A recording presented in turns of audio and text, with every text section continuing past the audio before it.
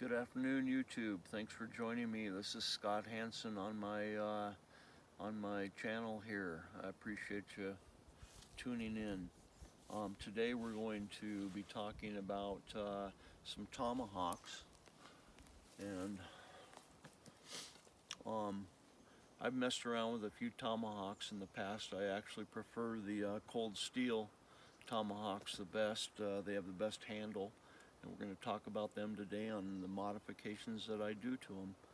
And so first of all, when I reprofile this edge, I put a Scandinavian grind on the edge. And before I ship them out, I make sure that they are, they might not be razor sharp, but they will be working sharp, and it's up to you to put the final edge on them if you want them sharper, but they will definitely be ready to go. Definitely grab your thumbnail before I ship them out. These are 1055 hardened, drop forged carbon steel.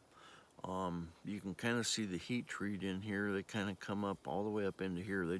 So far, from my experience, I have not had a problem with the heat treat. I've heard of a few people commenting on the bad heat treat on them, but I have not seen it yet.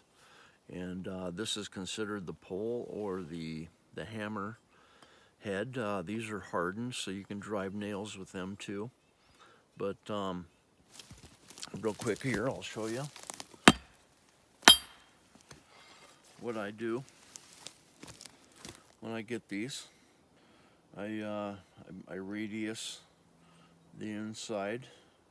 I take off all the sharp edges on the internal so it doesn't scratch your hickory handle. And I already talked about sharpening it. And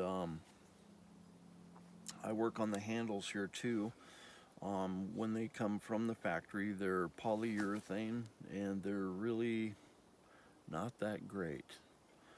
And so I strip the polyurethane off, and I treat it with pure raw linseed oil. I don't use boiled linseed oil because it irritates my skin, and they use some harsh chemicals in there.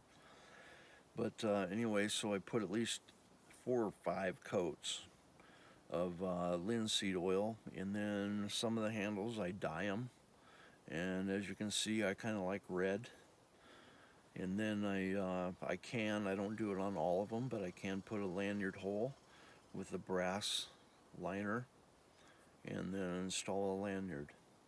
And this one here, I can still get the head on and off.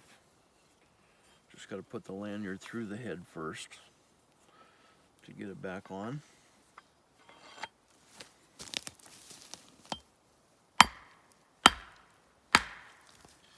There's no reason.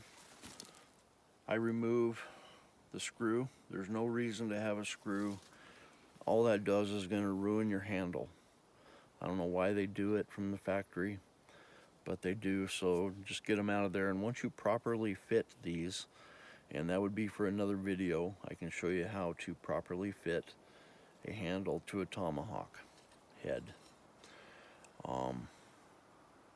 And right now here, so this is a Rifleman's Hawk with a shorter handle that I chopped down.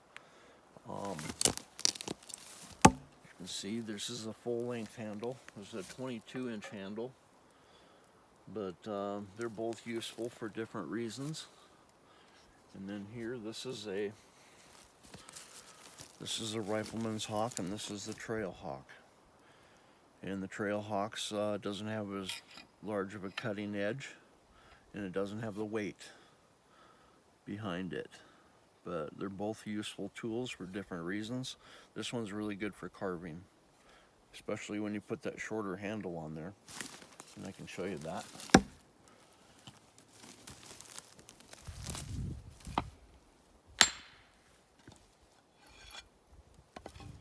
Put a shorter handle on there.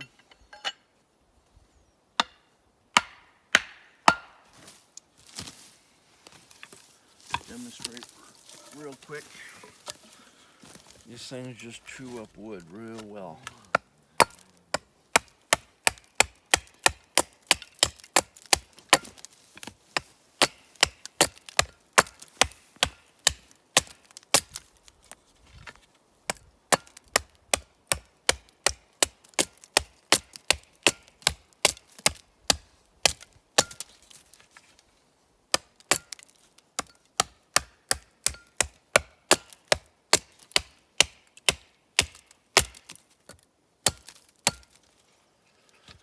And if you really just want to go through,